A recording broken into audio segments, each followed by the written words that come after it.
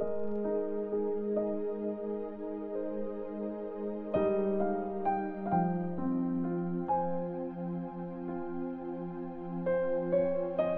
chapter 28. Si Paul sa island ng Malta. Nung ligtas kaming nakarating sa tabing dagat, nalaman naming nasa island kami ng Malta. Sobrang bait sa amin na mga nakatira sa island. Nung umulan na at lumamig ang panahon, nagsiga sila at pinaramdam nilang welcome kaming lahat. Nag-gather si Paul ng ilang piraso ng kahoy para ilagay sa apoy.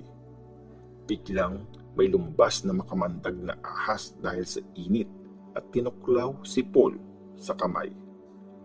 Nakita ng mga nakatira doon sa island na nakabitin pa ang ahas sa kamay ni Paul, kaya sinabi nila sa isa't isa, "Siguradong kriminal ang taong to.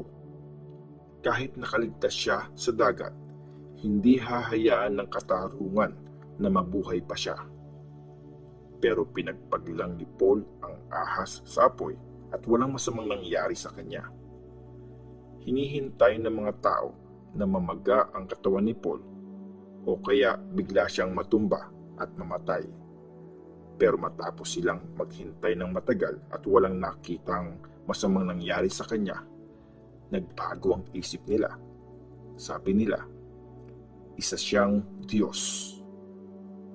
Malapit lang sa lugar na yon ang mga bukid ni Publius, ang chief sa island na yon. Winelcome niya kami at pinagstay kami doon ng 3 days at inasikaso niya kami. Nagkataon na may malalang sakit sa tiyan ang tatay ni Publius. Nakahiga siya at nilalagnat. Pinuntahan siya ni Paul sa kwarto at saka nagpray. Pinatong niya ang kamay niya sa may sakit at gumaling ito.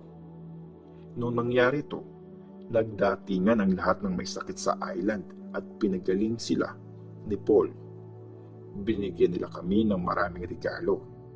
Nung paalis na kami, binigyan nila kami ng mga supplies na kailangan namin sa biyahe at sinakay nila yon sa barko. Mula sa Malta hanggang sa Rome. Pagkalipas ng 3 buwan, sumakay kami sa barko na tinatawag na The Twin Gods. Galing ito sa Alexandria at nagpalipas ng winter sa island ng Malta.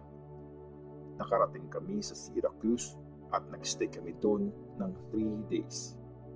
Galing doon, bumiyahe kami at nakarating sa city ng Rhegium. Nung sumunod na araw, umihip ang hangin galing sa south at pagkalipas ng 2 araw, nakarating kami sa bayan ng Puteoli. Nakita namin doon ang ilang disciples at request nilang mag-stay kami doon ng 1 linggo. Pagkatapos, nakarating kami sa Rome. Nabalitaan ng mga disciples sa Rome na dumating kami. Pumunta sila para salubungin nila kami sa Market of Appius at sa 3 Inns. Nung makita sila ni Paul, nagpasalamat siya sa Diyos at lumakas ang loob niya. Si Paul at ang mga Jewish leaders sa Rome. Nung dumating kami sa Rome, hinayaan si Paul na mag-stay sa isang bahay na may kasamang isang sundalo para bantayan siya. Pagkalipas ng 3 araw, pinatawag ni Paul ang mga Jewish leaders ng lugar na yun para kausapin sila. Sinabi niya sa kanila, "Mga kapatid, kahit wala akong ginagawang masama sa mga kababayan natin o laban sa mga tradisyon ng mga ancestors natin, hinuli ako sa Jerusalem at binigay sa mga Romans. Nung inimbestigahan nila ako, gusto ng mga Romans na palayain ako kasi wala silang makitang dahilan para patayin ako. Pero hindi pumayag ang mga Jews, kaya umapila ako sa emperor. Kahit wala akong reklamo laban sa mga kababayan ko, kaya gusto ko kayong makita at makausap. Sa totoo lang, nakakadena ako ngayon dahil kay Jesus. Siya ang pag-asa ng Israel." Sumagot ang mga leaders, "Wala kaming natanggap na sulat galing sa Judea tungkol sa iyo. Kahit yung mga kasamahan namin na dumating dito, wala kaming narinig sa kanila na balita o kahit anong masamang bagay tungkol sa iyo. Pero gusto naming marinig ang mga sasabihin mo kasi alam namin na kahit saan, maraming taong nagsasalita laban sa grupong ito. Nag-set sila ng araw kung kailan sila makikipag-usap sa kanya. Maraming pumunta sa bahay kung saan nag-i-stay si Paul. Mula umaga hanggang gabi, in-explain ni Paul sa kanila ang tungkol sa kaharian ng Diyos.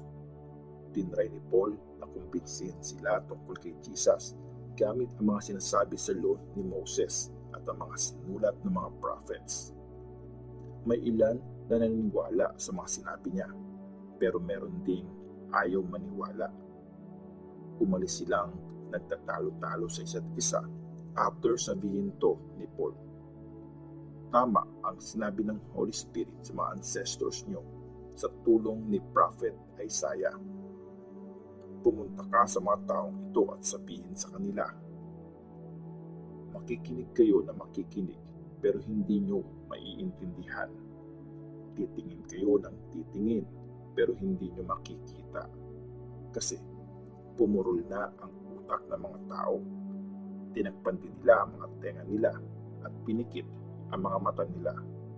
Otherwise, makakakita ang mga mata nila, makakarinig ang mga tenga nila, at makakaintindi ang mga isip nila, at babalik sila sa akin at pagagalingin ko sila. Ito ang conclusion ni Paul. Gusto kong malaman niyo to. Nakarating na sa mga Gentiles ang mensahe ng Diyos tungkol sa kaligtasan at makikinig sila. Pagkatapos niyang sabihin ito, umalis na ang mga Jews pero matindi ang pagtatalo nila. Nagstay si Paul sa lugar na nirerentahan niya sa loob ng 2 taon. Doon niya tinanggap ang lahat ng bumibisita sa kanya. Malaya at buong tapang niyang pinreach ang tungkol sa kaharian ng Diyos at tinuro ang tungkol sa Panginoon, si Jesus Christ.